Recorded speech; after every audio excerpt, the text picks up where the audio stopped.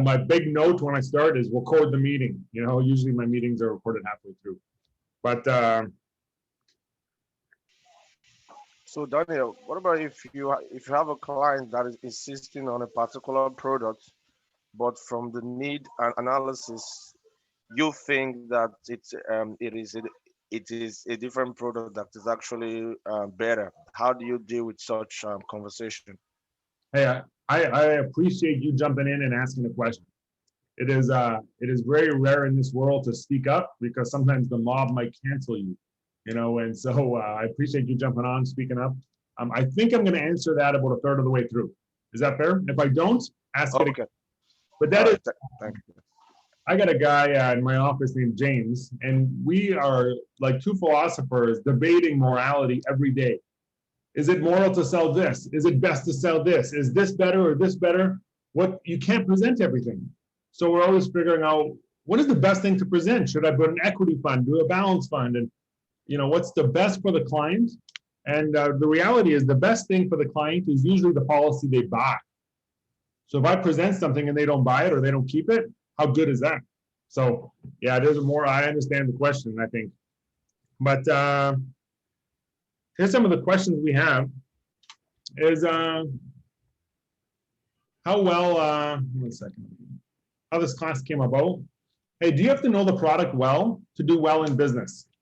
What do you guys think? Can you thumbs up or nod your head, yes or no? Let's do the thumbs up. I have access to. You can thumb up if your camera's on. I think the truth is you do not have to know well product at all to do well in business. It is a myth. You can know nothing about product and do very well in business. If there's two of you and someone knows product well, or your upline knows product well.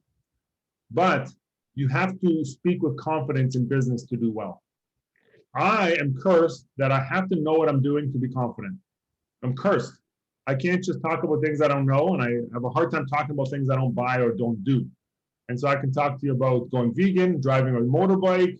You know, I renovate my house. I painted my house. I can talk about things I do because I'm confident, but I can't talk about cooking or anything I don't do very well. So you don't need it, but you have to develop confidence somewhere. Somewhere you have to develop it. But you know how I know you don't need to know product well? Evidence shows there's many people that do well that don't know product well. There's many people. I wonder how do they do? It must not be the ingredient, but they are confident. Hey, if you were an expert at what you did, would you have more success? That's one of the questions. If you're an expert, would you do better? Hey, if I know more, I usually do more. But these questions you have to answer them, right? The other thing is here is when you're training someone or selling something that has a large impact on their future, should you be knowledgeable? You don't have to be. We'll pay you whether you understand it or not. But you feel a lot better when you know what you're doing. And then one of my favorite lines is my favorite sales trainer is Barry Ryan and Oren Klaff. Those two are equal up when I look at learning to articulate. And someone asked Oren Klaff, he wrote a book called Anything. Someone asked him, so do I just know my product better than the other guy, and that's why I'm going to do better? And he explained that knowing your craft is not a sales tactic. We assume everybody comes to the field knowing their craft, right? And so this class came about by thinking, hey, people want to learn about product. Some people said, hey, I want to learn more about product. And most of our meetings are learning human nature by listening to people lecture or interacting with people. Human nature, understanding human nature is the most profitable ever. That's what we talk about all the time. And it's not very fun. But maybe today will be fun, maybe not. But here's a brief history of insurance. In 1844, it was a funeral era. They had what's called a funeral collective.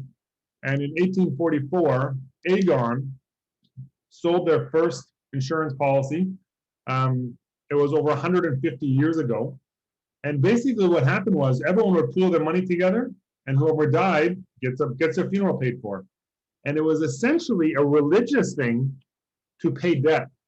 That if you didn't have a good funeral, you might not make it to heaven or nirvana or eudaimonia or wherever you're trying to get after you pass away. If you didn't have a funeral and that, if you're a Christian and they put 2 gold coins on your eyeballs, you might not make it to the right place. And so they said, we have to have a funeral. And so they said, okay, let's make sure you have the right funeral that follows your religion. And so the funeral collective. And that lasted, and it was probably one of the most noble careers. If you were in the insurance industry, you went door to door and collected your premiums every month. So you knew everybody. You were like the hairdresser. And what happened was in 1977, the term insurance era began. And so I don't think there's anything wrong with covering a funeral and giving someone a good burial. But what happened was it was a niche. And in 1977, on February 10th, there was a football coach who said, let's not cover funeral, let's cover income. And they said, let's cancel the funeral and cover income with term. And it was just one niche for another. And they said, instead of giving the client option, let's leave them down and let's change one for the other. Now, I would rather have my income covered for my wife than my funeral covered. But my religious beliefs aren't depending on my funeral. If they are, then I want both covered, right? But so the world kind of changed a little bit with maybe the next life and covering a funeral. And it was one niche for another, and everybody started competing on term insurance and very little holistic planning, but it was just one niche for another. And in 1991, people moved to a multi-concept approach. And they started saying, hey, does the client want to cover their income? Do they want to cover their funeral? Do they want to cover their retirement? Do they want to talk about taxes? Whatever the client wants, we're going to sell that. And what happened was you never lose a client because you came in just with more tools. And then in 2015, I think there was a shift much more to focus on understanding, where the holy grail in the financial industry is a well-informed client. Now, if a client's not well-informed, how do they buy anything? That's the nightmare of the industry, a complaining client. Usually it's because they're not informed. And I think the industry, when I look at how life insurance is priced, we have something called velocity. Now, I'm going to go deep diving. And what I mean by a deep dive is sometimes what we do is in a scuba diving, I've never been scuba diving, but you dive deep where not all the class can go with. I'm okay if I lose some people sometimes, but then some people get to go deep and have some fun. So we have a term in finance called velocity of your money. And so if I'm here and I want to cover my death benefit, and let's say I need $1 million, and I put $1 million in the bank, that money has one purpose: my passing away, cover my wife, right? If I'm covering my income. But an insurance company can say, hey, we're going to take, let's say they take 1 million clients, and instead of they don't have to put $1 trillion in reserve. They can maybe put 300 million, because not everybody's going to pass away at the same time. Now, this 300 million clients, so let's say there's 1,000 clients. They can take 300 times and they can cover it because they have a higher velocity. They can use one reserve to cover everybody. And now I have a better deal. Just like my emergency fund has a very high velocity.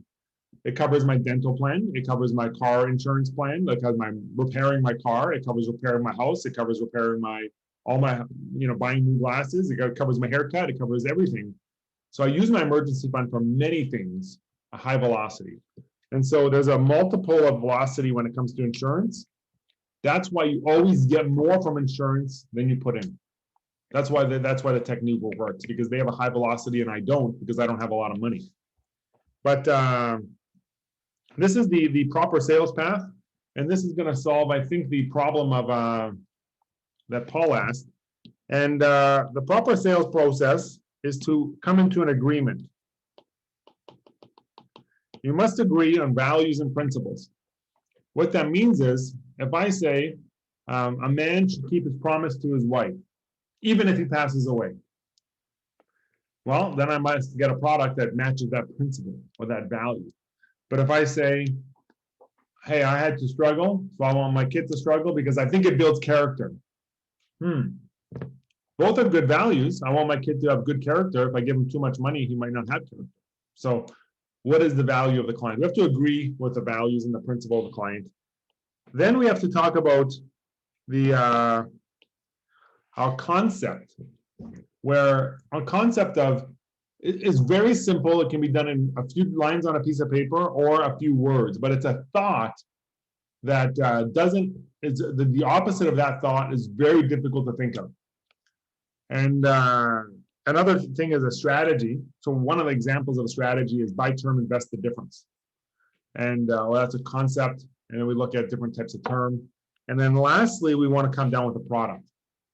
And this sales process says, if we don't agree on these things in this order, we lose them. And it's also very rude. So for example, if I say, hey, we should buy a product, you should buy a product from me, and it is, you should buy term life insurance, $1 million. But I don't give them a strategy, I don't give them a concept, I just give them a product. I'm like one of those guys on social media that just pops up with commercials all the time, where they talk about the good that they do, but they don't care about my values and principles. And so if I think Paul asked, what if we think they should have term and they think they should have permanent? If we disagree here, we must move back down to the strategy and say, if the purpose of this is to protect my income, so my son has a good childhood, I only need that for 18 years, until he's up, right? So if I say, hey, what's the strategy? So we're going to talk about some of these things, but we want to know when we're thinking about the client, I always think, hey, what are their values? Do they value taking care of each other and then the kids fend for themselves? Or do they value the whole family as a family tree? We got to know those values before we move forward. Some of the concepts I'm going to draw out is a very quick presentation, and it should be very understandable very quickly. 4 lifestyles is an income protection concept. We have a pre-claim underwriting versus post-claim, which is mortgage replacement. Now, here's one of the flaws. I don't explain concepts that I don't want to apply. We're not just to be a professor and teach them every concept. So if they don't own a house, I don't talk about mortgage replacement. I was in an appointment a couple of years back and I had a trainee and they were so excited about learning. We were about to close a deal and they said, hey, let me show you mortgage replacement. We didn't show that yet. They started drawing things online. I said, man, this guy doesn't have a house. So, and then another concept is to maybe lock in the insurability for a younger person or cover future need, or a business person who wants to buy more. Or we got 4 15,000 day quarters, talking about conversion upgrade concepts, and then X-curve concept, where you want to invest on top of the insurance. But how well do we know these concepts? Do we know them or not know them? You can nod your head so I can see.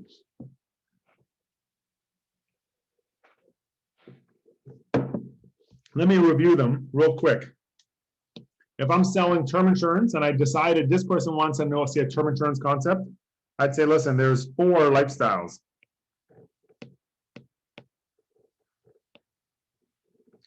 And I just draw it like this to the client.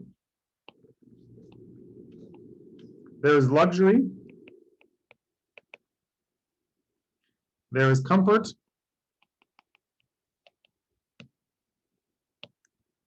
There is being poor.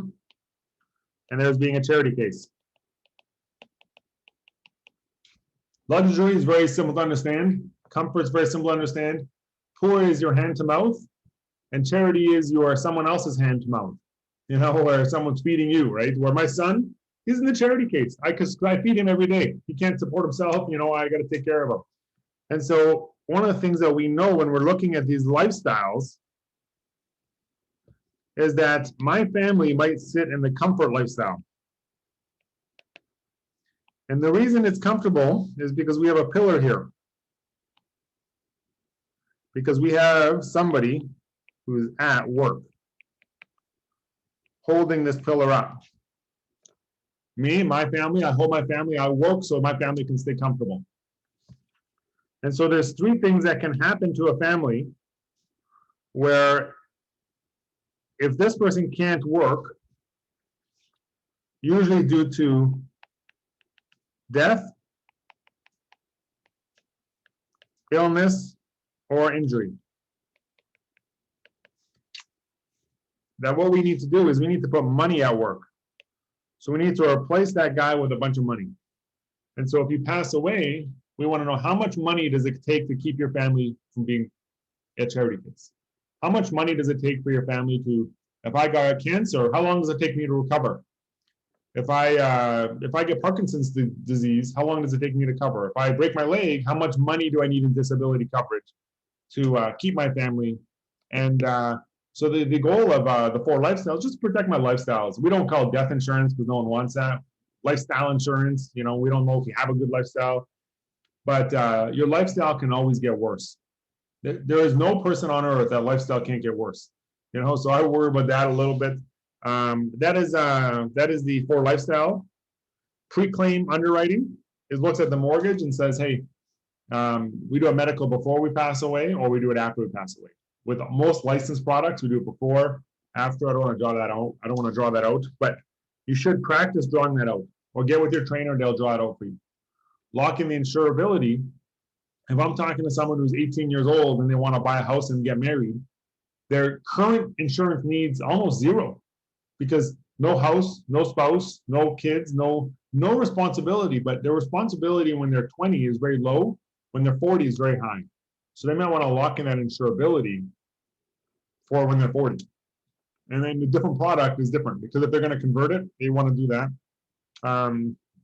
Here, if I want to convert it, we go like this.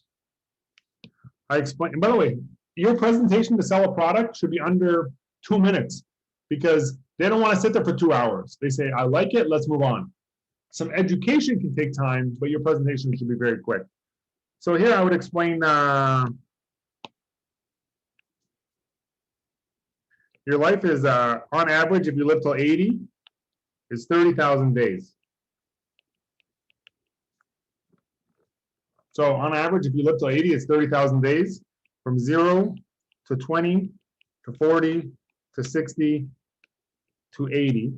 And when you are a kid, you don't make money. And then you have your firsts from 20 to 40, which means your first car, your first house, your first spouse, hopefully your last spouse, your first job, your first career, first whatever you're doing, right? From 40 to 60, you're building. You chose your career, you're gonna go build some wealth now. Usually you're taking care of your kids too. And then from 60 to 80, you wanna rest. And I said, this is the financial plan.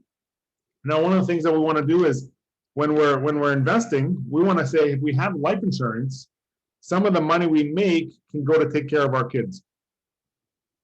Well, we wanna have overflow of money. And if we spend all of the money when we're resting, and we wanna make sure if we pass away, let's say we're 30 years old now, we want to cover our income from here to here, because you're no income up here, but you work here. So you only work about 15,000 days. So we want to protect those days. What if you only work 3,000 days and you get sick, or work 3,000 days and pass away? So we want to buy how much money are you going to make in the next 15,000 days? We want to protect this. So if you do, something goes wrong, you keep your income. And then I can say also for retirement planning, sometimes I can plug in and say, hey, the government's going to kick in some money, but you need to kick in some more money so you can either retire early or have extra money. So I say, if you're however old you are, if you're 40, you're right here. That's the life cycle of financial planning. And it lets them know it's not just one generation. It's multiple generations coming through. And then X curve. This is read the book. There's a whole chapter on it. I don't want to spend too much time on it. But these are concepts. We must know what we're selling before we sell it. And let's jump ahead to any questions about concepts? Let me know.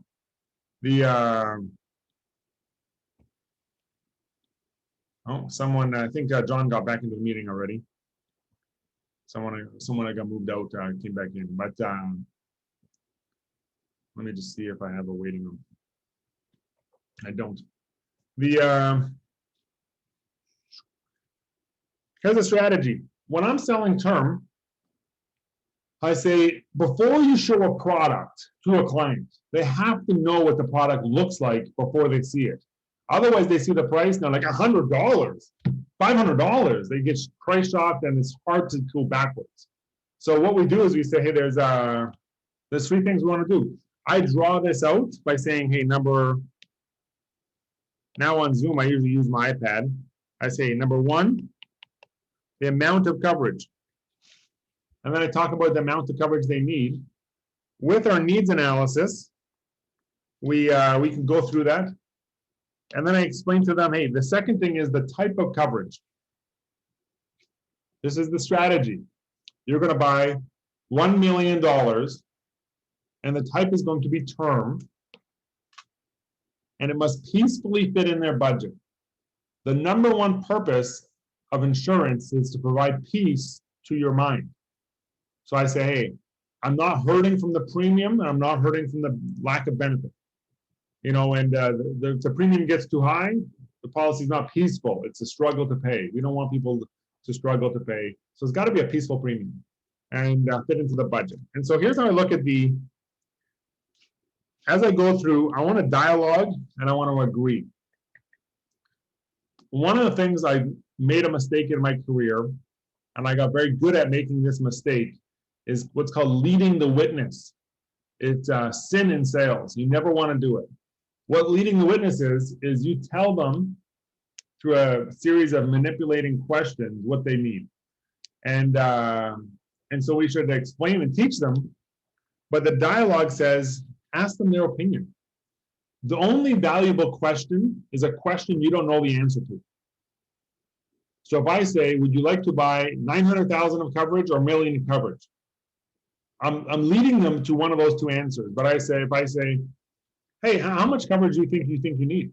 And they just tell me. Now I have things I didn't know. But I want to figure out, hey, there's 3 quotes I want to give them. How much coverage is ideal? How much coverage should they have? When I'm doing my needs analysis, I can say, hey, your debt is this, your income, starting point is times 10. Your mortgage is this. Maybe if you want to get your kids educated is this. If your spouse is the same, it's times 2. You need $1 million, you need $1.5 million, or whatever it is. I don't want to spend too much time practicing that, but the dime method says, let's say they need $1 million of coverage. And then I say the minimum that completes the job is if the budget's tight, I say, hey, my wife is a beautiful woman. I think if I gave her 5 years of income, she could get my son into a public school and find a new husband and get a job. So, hey, 5 years, she wouldn't starve to death. So my minimum is, this is the worst case scenario. I gotta make sure my wife has this much 5 years coverage. Or if my kid's 15 years old, I say, hey, my wife needs 5 years coverage, and then she's gonna whatever. But there's got to be a minimum of, I don't want to sell less than this. But then it gets too ridiculous. And then I want to say, what's the max available?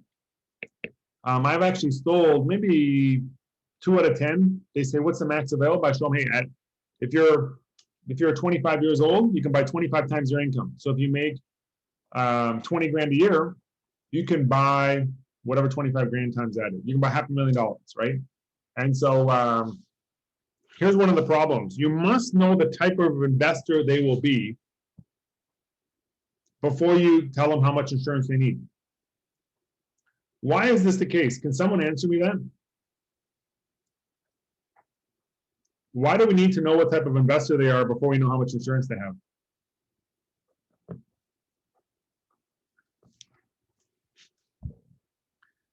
Here's my thought on this. Oh, 1 second, someone's texting here, chatting. When I pay out a death claim, let's say we buy $500,000. I got a good client of mine. She's become a friend of mine, and we sold the policy. So here's the situation. These 2 couple, they had 2 kids, lots of debt. They bought the exact right amount of coverage, maybe $700,000. This guy passes away. This person gets $700,000 check. How many of you have walked a widow through a correction of 20%, or they lose $140,000 in 2 months? And the client says, I want to go to the bank. I don't want to put that 700 grand in a mutual fund. I don't want to lose it all. And they're not investors, they're savers. They've only had debt, they've never had investments.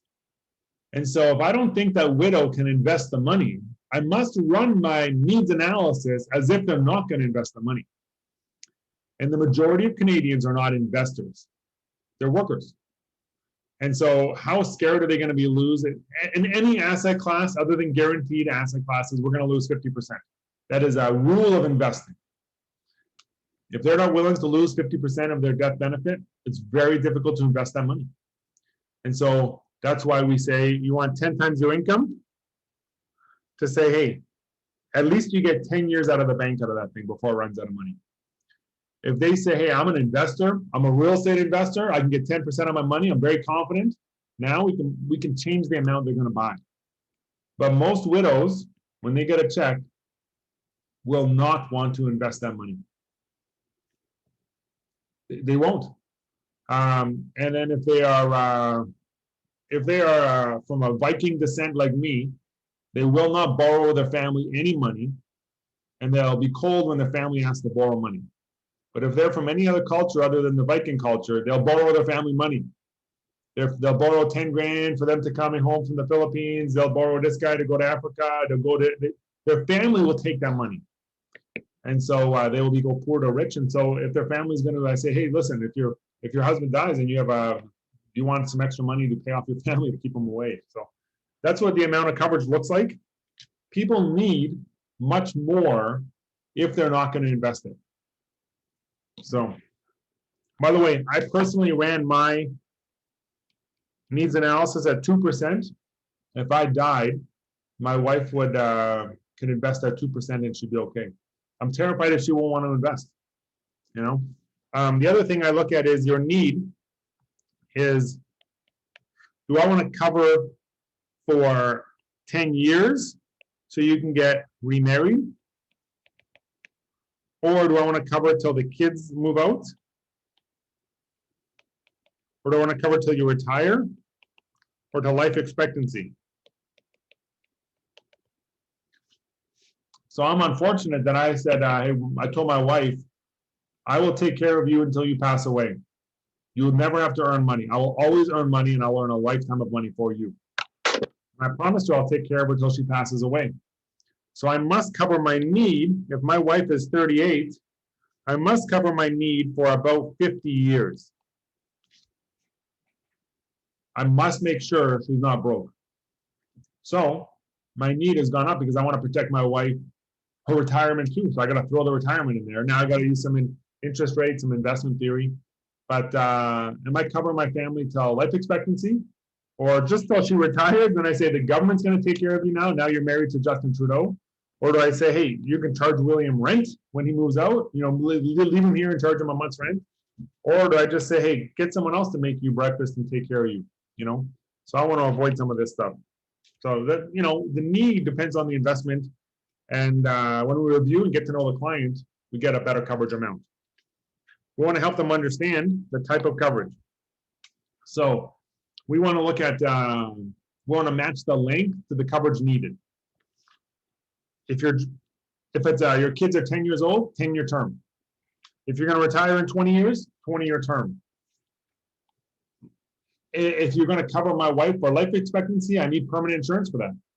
So when I pass away, if I've spent all my money, my wife can get a restart. Or length of the mortgage. And so I want to show typically 3 policies. And then I ask some questions. And I say, hey, how does this work? What do you think of this? When I show 3 policies, I usually show, here's how it's priced. And then I introduce layering after that. So let me take you on a little, let me see here. Let me see if this is going to work. So if I'm showing 3 policies, I usually use Equitable's Illustrator, and it'll show something similar to this. And I can show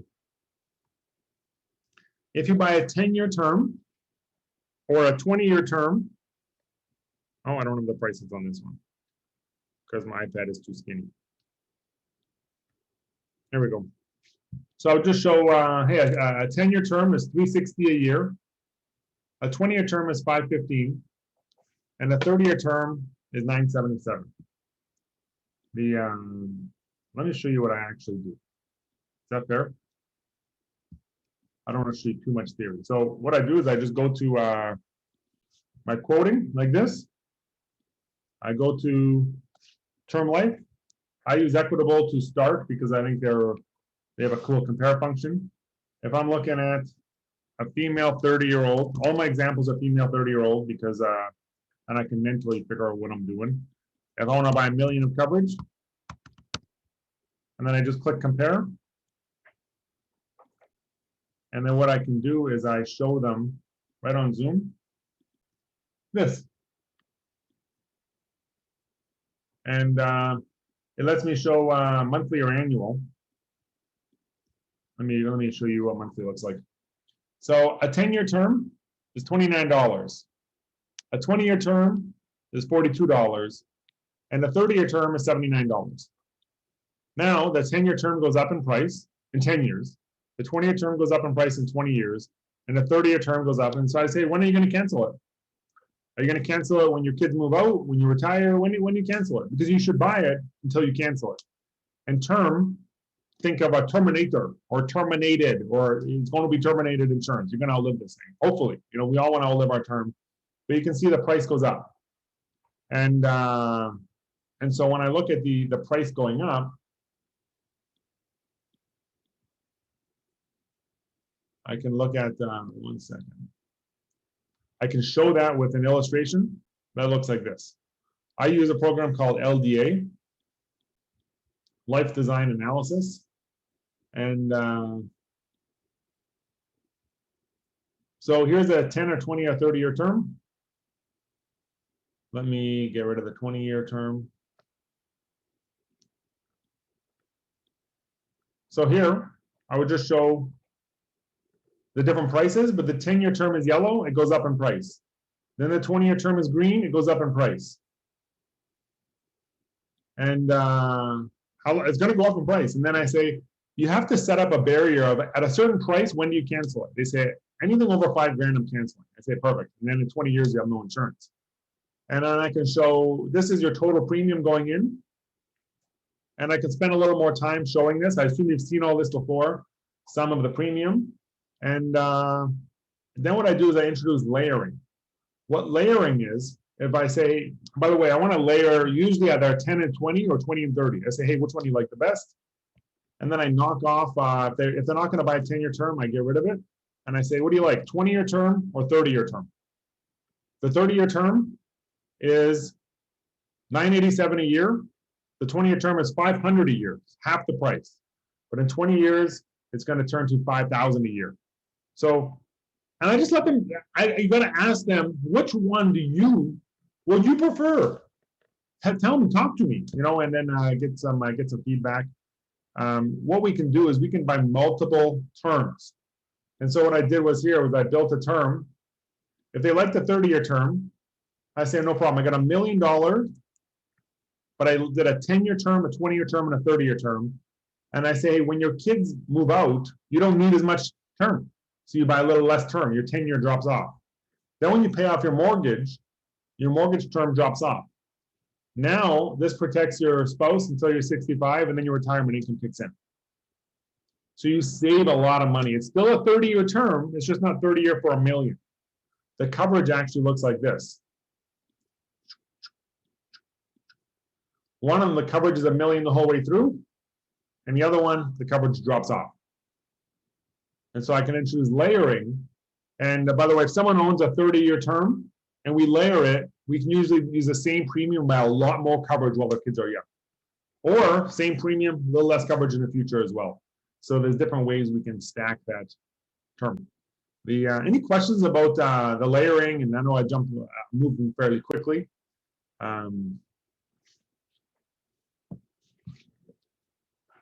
No questions? Most term policies are layered. Or we show them very clearly if they don't understand. We say, which one do you like better? You like 10-year, 20-year, 30-year term? And we talk about it and they say, I want 30 years. I don't want to run over. I want this. We can do a 100-year term too. We have options like that too. Any questions about the type of coverage? I think we're pretty good there. And by the way, I usually explain it like this. I say if we're going to buy coverage, the cost goes up over time. And then if we do a layer, we can do like 1 million of coverage. And then 600,000 of coverage and 400,000. And we just buy 3 policies. We buy 400,000 of this, 200,000 of this, and 400,000 of 10-year term. And I say, hey, it's going to be a layered solution. Most term is layered. A lot of times it's layered with a permanent base as well. So let's talk about fitting it into the budget. If they don't like the premium, then they don't like you. And they're not going to refer you their friends. So it says here, one second, let me change my size here. The only policy that pays out is the one in force. On average, every subsequent policy has a greater than all previous policies purchased in the lifetime combined. What that means is my first policy was $35. Then my next policy was $50. So I spent, lifetime of $80 a month. Then my next policy was $150. Then it was $300. So, typically my next policy most likely will be $1,000 to $2,000 a month. And so because most clients, they want to upgrade and they want to spend more money, especially if they understand how it works. So we want to make sure the first policy, we want to get to all the policies, a lifetime of policies. We're going to look a little bit at term extension rules or buy term and convert, where they say, I really want permanent, but I don't have a budget. Buy term, convert later. You still have the medical insurability. And then, hey, if they want it, they pay for it. If they say, I can't afford a 30-year term, but I don't want a 10-year term, I said, well, which one do you want to buy? What do you like the most? They just buy whatever they want, right? But what I want to look at is conversion options, where what I showed you, I lost my,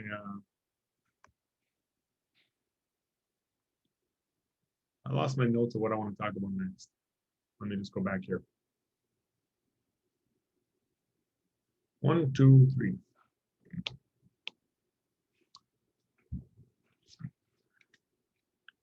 So what I can do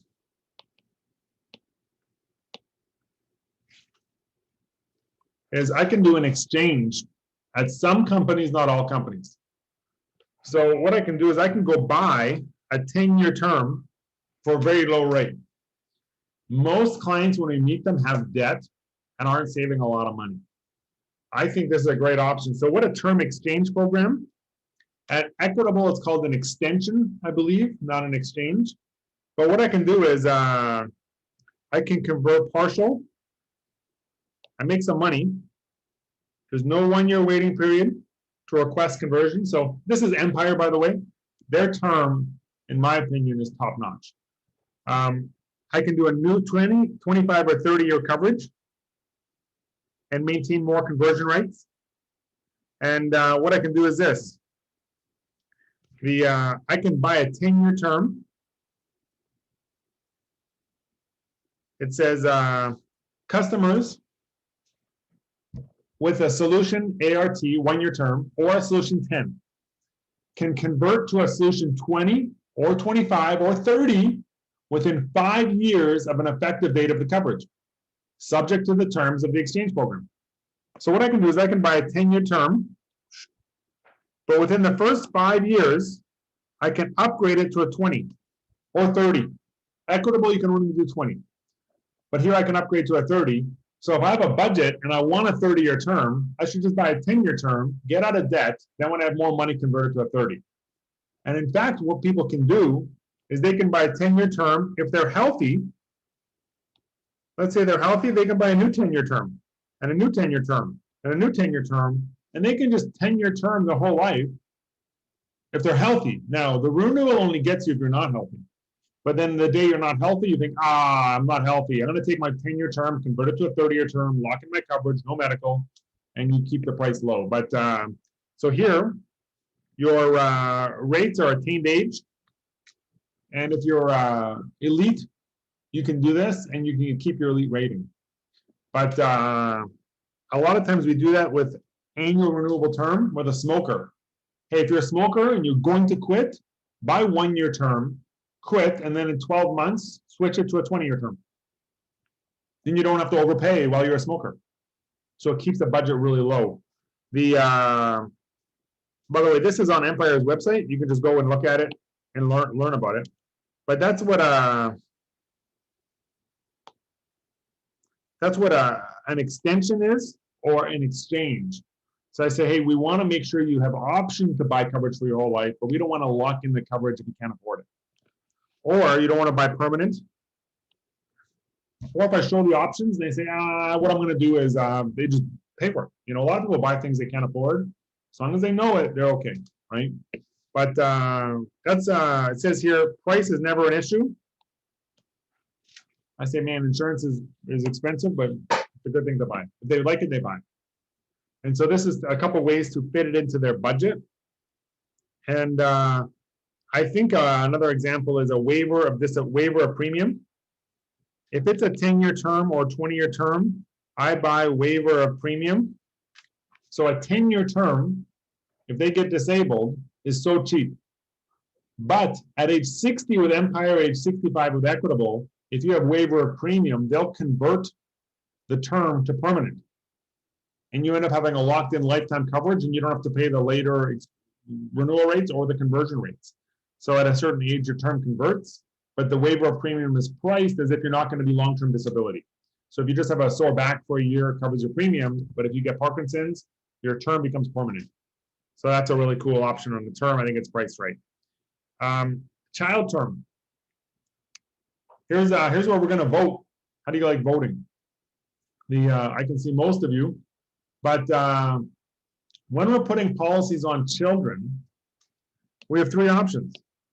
We could buy a straight term. You can say, hey, I want to buy a 20-year term on a 1-year-old, or I could do a child rider on my policy. For example, I got a son. You know, I can do a child rider, and I can say I'm going to add a $30,000 policy on my son as an add-on to my policy, or I can buy guaranteed insurability, where I don't buy the coverage now, but I pay for what's called guaranteed insurability, which allows me to buy the coverage later. Which one do you guys like the best? Straight term? Go to your emoji, where you click on your little menu on the bottom, and then put the clap hands. If you're a child rider professional, put the child rider on. Or if you like to do a guaranteed insurability rider and they just buy more coverage later, this is for children, right? For a 1-year-old or 2-year-old. Which one do you guys do? Most of you guys do straight term, and I'm surprised. Everybody does straight term. Here's, it's a funny question. Some people do the guaranteed insurability. Some people don't know it. Yeah, you got a question? So let's look at these. Let's look at these options. We want to look at conversion option. So a straight term is equal. I don't want to put A equals A. That's a political thing. My hand is smelling nice. I will use body wash. 1 second. Let me go to my participants. Oh, thanks for muting. So here's the funny thing. Let's look at they're equal. So if I buy a $150,000 term on my son for 20 years, I can convert that to permanent only to $150,000. If I do a child rider, I can buy 5 times to a max of $150,000. So if I want to buy coverage later, I can do a straight term and convert it to $150,000, or I can do a $30,000 child rider, convert it 5 times later, or the maximum here is $500,000. So if I'm looking for future insurability, this one is better at guaranteed insurability. The price, I'm going to show you all the same price. or look, limitations. If you do a child rider, you can buy 5 times the coverage depending on the rules. So for example, at Equitable, you can buy term, permanent, whole life, UL, anything. At Avari, you can only convert it to UL. You can't convert it to a $150,000 term. At Empire, you can convert it to anything. So different companies have different conversion rules that I don't know if a 20-year-old who doesn't have a full TFSA should buy UL. So depending on what you're looking for, the purpose makes a big difference. If I'm looking for guaranteed insurability, so my budget's different in the future, or just protect if my kid passes away, I want to look at the total lifetime cost, and then all of a sudden, if there's multiple kids, the price changes. Multiple kids, the child rider usually wins, because if you have multiple kids, it's the same price no matter how many kids you have, right? But let me show you some examples here. This is, oh, maybe I don't have it here. This is an IA, and what I have here is, I got a 20-year term. I got a 20-year term for $49 on the husband. And then I got a wife, 20-year term, $36. The first insured at IA has a policy fee. The second insured has a half a policy fee built in. And if there's a third insured, a 1-year-old kid, they can buy a $150,000 10-year term for $13.50. So a child rider, if there's only one child, is $13.50. And a 10-year term is also $13.50 for $150,000, not $30,000.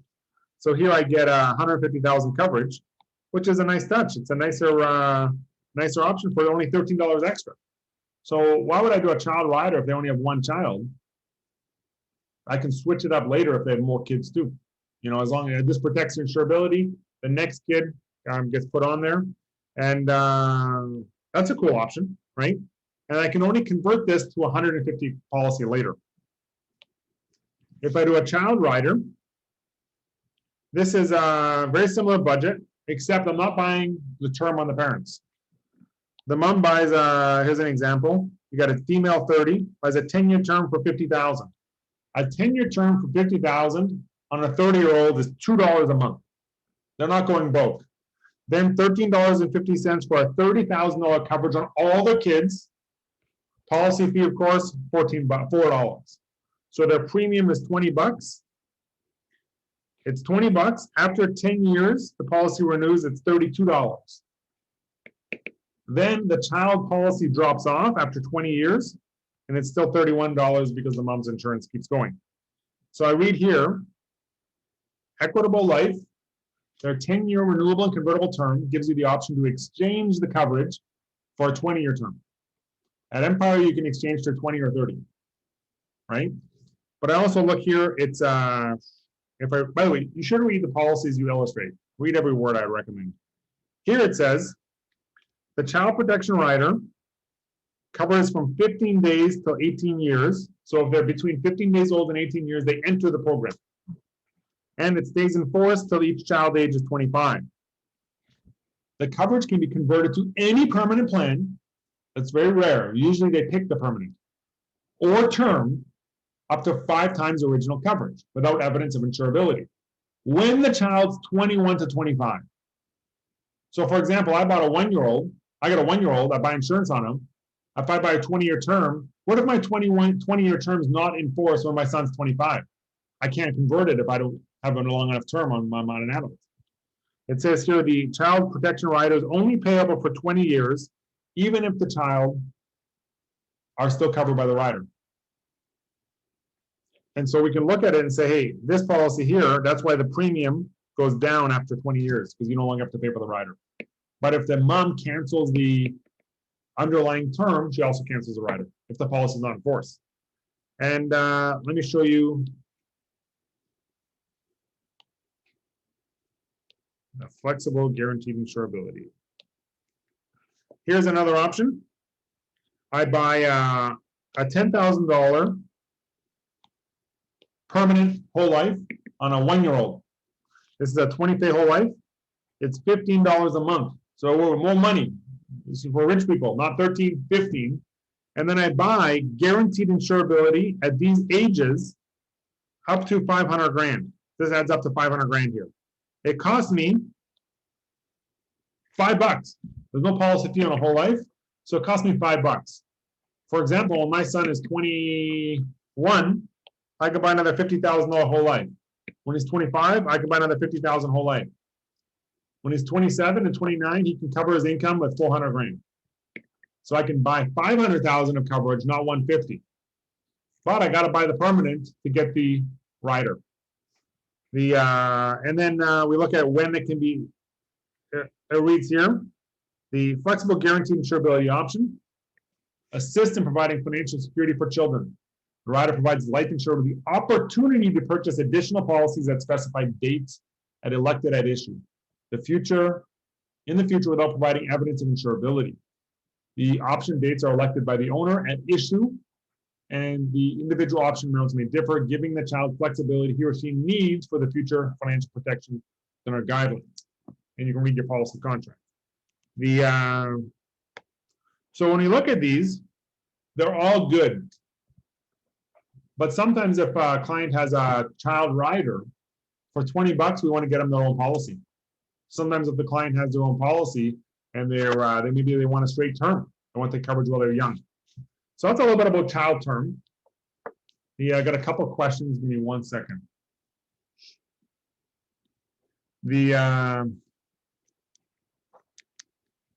Is there any limitation on the term policy? Whatever is in the contract, I believe there are limitations. Not on death paying out, but there's a contestability and suicide clause and all that kind of stuff. Where can we access the information? Ask me if you're on my team, but you can just read the policy and you can run quotes. So when I run a quote, I can see the policy fee. Grace asked, where do I access this information? The only way to do it is run an illustration. You just read the illustration. They spend a lot of money putting words on the illustration and making them very educational. So we're coming up to the end here. I think universal life can be a rider on a term policy. Permanent does not mean what many think it means. What does permanent mean? Can someone unmute and tell me? What does permanent mean? The insurance definition. Does it mean, by the way, put a thumbs up if you think it means the policy is permanent. My understanding is that it stays to the end of life of the client. That is wrong. I hate to say it's wrong, Paul, but it is wrong. Permanent means it includes cash value. That's what permanent means in our industry. Most people think they own permanent, but you can outlive a permanent policy.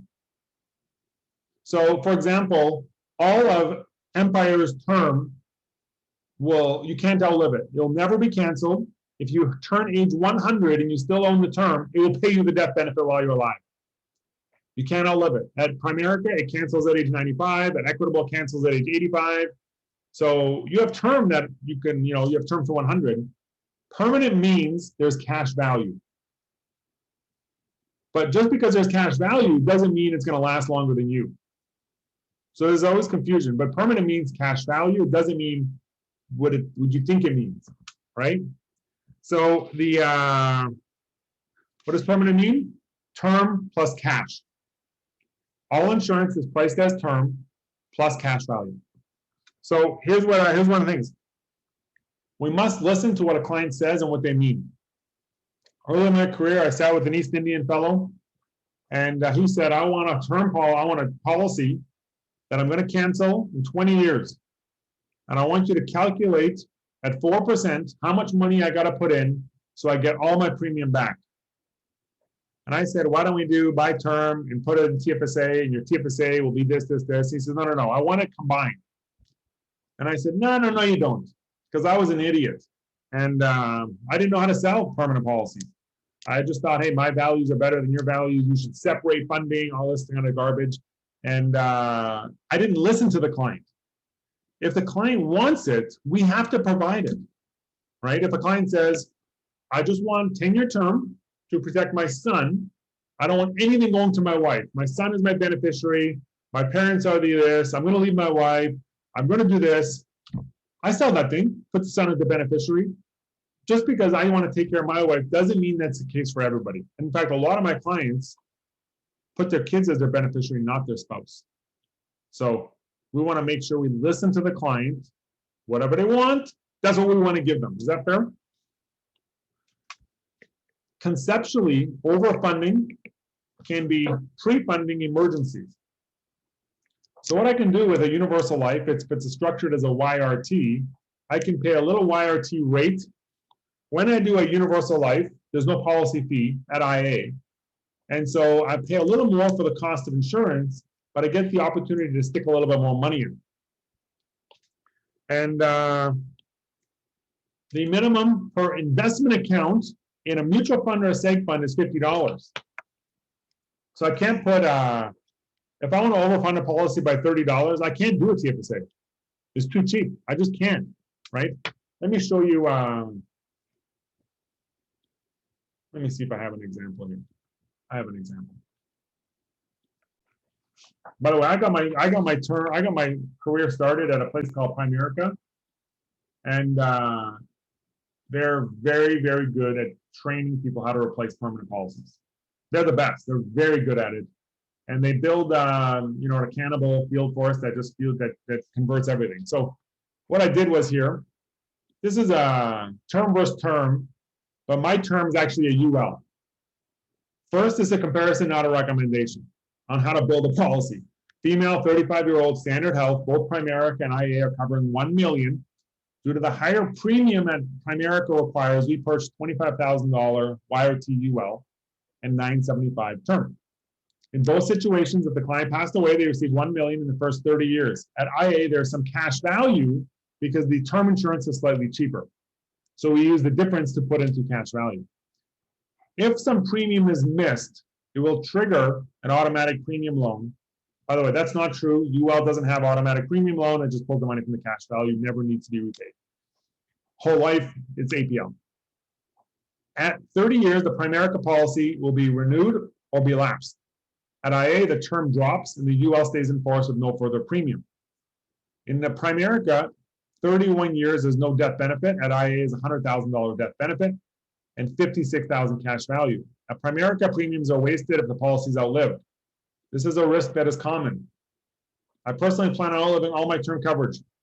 In both policies, the client deposits $1,400 a month, $1,400 a year, total of $42,000. At IA, they keep the UL going, access some cash value. They do not believe in insurance at age 65. Most people don't believe in insurance when they're young, but when they turn 65, they want some. They can cancel it and they can take it back. But here's an example. Both policies are $1,500 in premium. Both.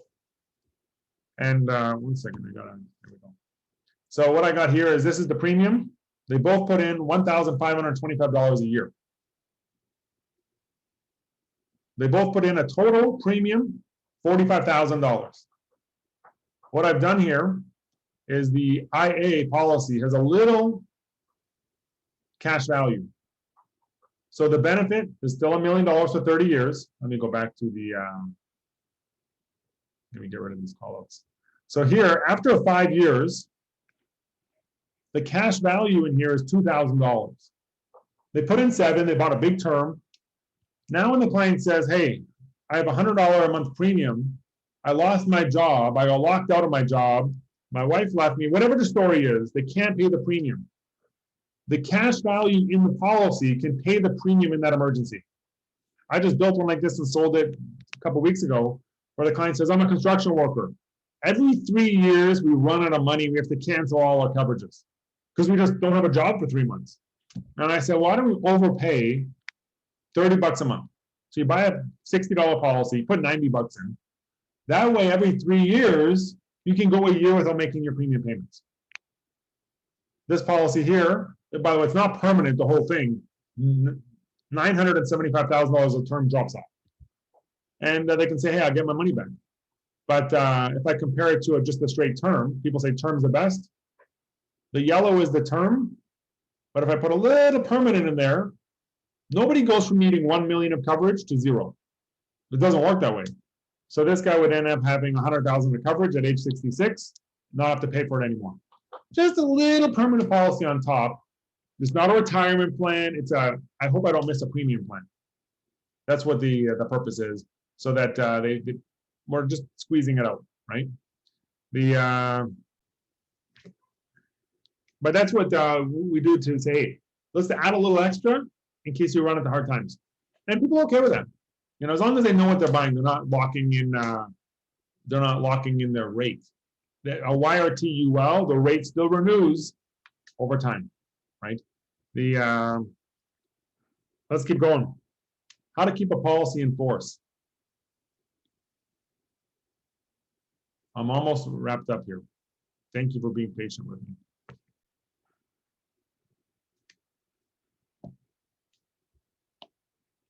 I think we'll be on time. So here's how you keep a policy in force. This is the things that people almost never do. Simple presentation. All the stuff I showed you today, just show them what they want to buy. Make sure it's suitable and affordable. Make sure it fits their concepts and strategies and values. Very, very simple. Hey, this is a term. It's $1 million, 20-year term, blah, blah, blah. You just explain what they want to buy. I use some software to illustrate. I think it's good. My team has access to that too. Here's the one here. Communicate every 90 days with your clients. They hate when you never call them back. Call them in 90 days. Say, hey, have you got a statement yet? Can I review it with you? I would like to remind you with your own. Hey, it's been 90 days since you bought. I just want to let you know I appreciate your business. Hey, I got a book I want to drop off that reminds you with your own. Print off the policy statement and drop it off. If you don't communicate every 90 days, you know, here's a story. I was at our Forks is open now. You can have a drink there without a mask. It's really slick. Someone asked me, they said, you have a big ring. What does that ring mean? He says, I know WFG and I know a few people that work there. I said, if you work 5 days a week and you show up at the office 5 days a week, they give you a ring and they pay you a lot of money. If you only work 1 day a week, no ring, no lot of money. Do your friends work 1 day a week or 5 days a week? He said, oh no, I said, if you only work 1 day a week, instead of making a lot of money, you get a lot of flack from your friends and they make fun of you. He says, oh yeah, we make fun of our friends because they only work 1 day a week and they don't know what they're doing. I said, we give you that freedom here. You don't have to communicate with your clients. You can sell them, but here's the killer. Number 4. Does anyone know what number 4 is? You have to communicate with them enough that you get to know who they know. Then ask for an introduction. For example, I met one of Sharon's friends. She's on here earlier this week, and she was at a barbecue, and I'm getting to know who she knows. And by the way, if you're on your team, communicate every 90 hours. But then I can say, hey, remember that guy we met, a business guy? Let's go drop off a book. Let's go talk to him. Hey, I've been meaning to get a hold of this guy, and I know you know them. Or I say, hey, I've been meaning to talk to your mom. Can you give me your mom's number? I want to do her will. If you don't know your client's friends, it's rude to ask for referrals. But if you talk to them every 90 days, one of my best clients, I said, how do I get to know the people you work with? He says, you got to come over to my pool and I'll bring my friends over to my pool. Thank God I communicate with this guy that he'll invite me to his friends. But if you don't get referrals, it's because you don't do this. So you got to communicate, and then you're going to get referrals. Then you're going to sell a lot more term, you sell a lot more everything. Replacing products.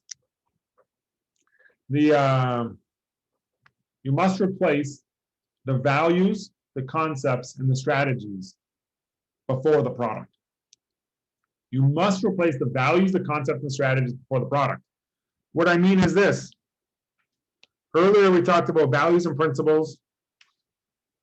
If someone owns a 20-year term, I can say, hey, do you want to protect your wife? We talk about, for example, one of the values or a concept is called a widow's gap. Widow's gap is this. I'm 85. I haven't renovated my house in 20 years. When I die, my pension doesn't transfer to my wife the next day. It takes administration. I'm going to have money, so it's going to go through probate court. It's going to be tied up, my wife might need some cash and some liquidity. So I want to give her maybe 6 months to 2 years of income to cover that widow's gap. When I die, she's going to need money right away. And so I have 6 months to 2 years income and permanent to make sure when I'm 85, my retirement money might not transfer to right away because I'm going to be rich.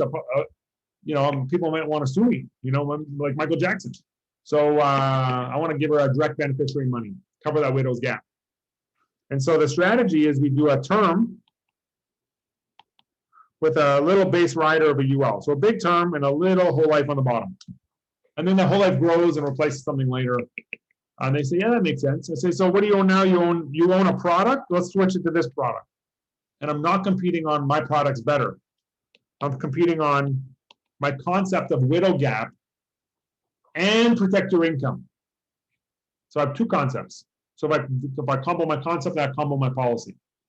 Or, very common, if you own a 20-year term, I can say, if you own a 20-year term like this, I can say, why don't we layer it? You can buy more coverage now. You buy more coverage now, a little longer. When you're in 30 years, you're not going to have as much coverage because you layered it. But layering is better than just buying a straight 20 or 30 year term. Once you replace the concept and the strategy, the product is no problem. Or hey, let's say I talk to someone who's 65 and I say, how many terms have you outlived? He says, all of them. I bought 10 already in my lifetime. I say, why don't we buy a permanent policy that won't renew and you won't outlive it? He says, yeah. Okay, I want to do that. Perfect. Concept is permanent versus whatever we're doing, right? So you replace the values, concepts, and strategy. Here's one of the ways people go wrong. Values and principles. There is a value, I don't know the name of it, but if you were born in the Philippines and your friend asks you to buy insurance from them, you have some kind of honorable obligation to do it. And then you buy the insurance from them. And so when I talk to a Filipino and I say, hey, you're spending $100 a month, I can do the exact same policy for $80 because I can just shop around. And they say, I bought it for my friend. I can't change it. Or my friend is my advisor, or my brother-in-law is my advisor. So I got to say, before I go there, I got to say, hey, if I show you a better plan, and I know you bought this from your brother-in-law, are you more loyal to your money and your wife or your husband, or are you more loyal to your friend? Who comes first, your family or your relationship with that guy? You say, well, my family comes first. So is it just about the money, or you just buy things as favors? They say, no, it's about the money, planning. Okay, perfect. Now I can say the value is the money. They said it, not me. But you got to replace that value. If they say, my brother-in-law works in investments, I will not move my money. There is no concept I can show the guy. Here's the sales process, by the way.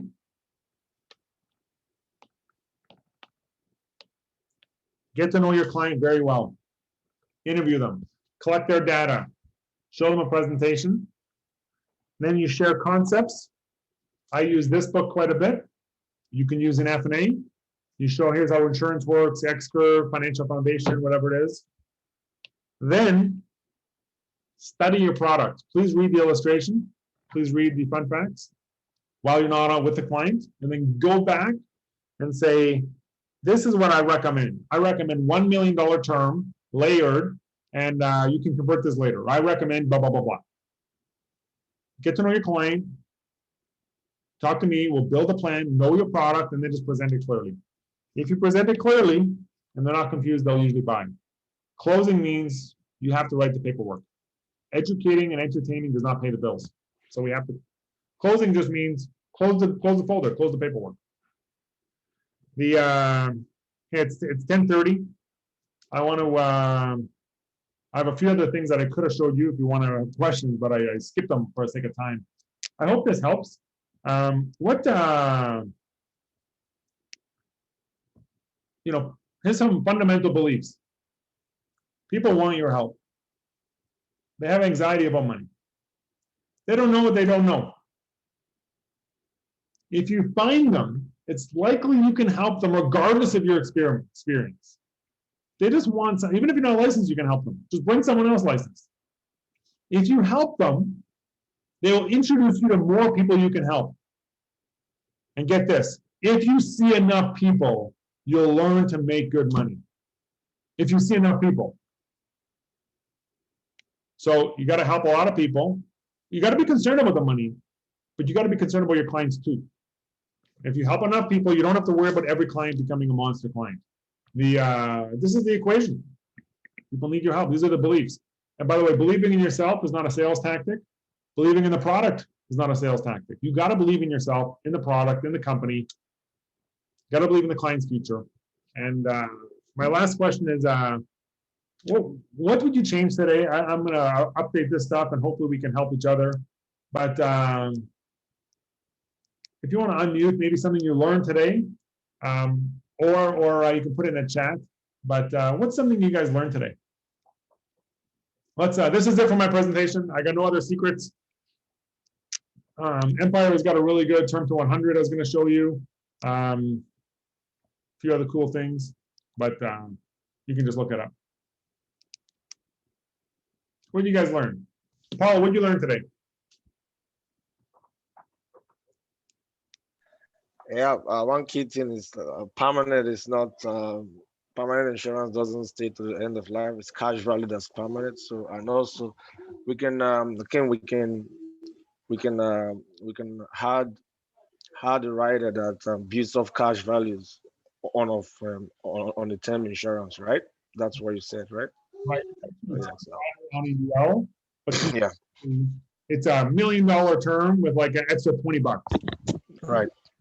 So conceptually, it's a rider, but on the illustration, the term is the rider. But yeah, that's awesome.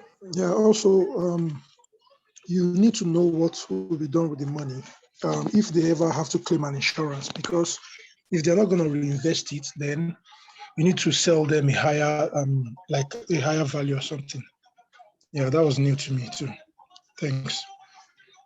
I purchased the maximum amount and I had to fight to get it because when I file my taxes, I show low income. But when I talk to my wife, I tell her big income. The CRA sees low, I tell her big, but Equitable said you can't buy this much. So I use Equitable's annuities. And I said, if my income is this, and I put this into annuity, you only give me this. Guarantee you'll give me more in annuity, or let me buy the right coverage I can protect my income from my life expectancy till my wife's 85. And so I fight and make sure I buy the most coverage I can. Yeah, because what if my wife doesn't want to invest it? No, she doesn't want to invest it, really. She doesn't love this game. I love it. So the know who they know, someone said. If you don't know, you got to go to your friends, your clients. They're putting their like a good chunk of money to you. Go to their barbecue, invite them for dinner, go for coffee, right? So, anyone else? Jesse, what'd you learn today? We haven't chatted much, but what'd you learn today, Jesse? I really enjoyed the sales path. Just knowing exactly which steps to do before going into the product. Right.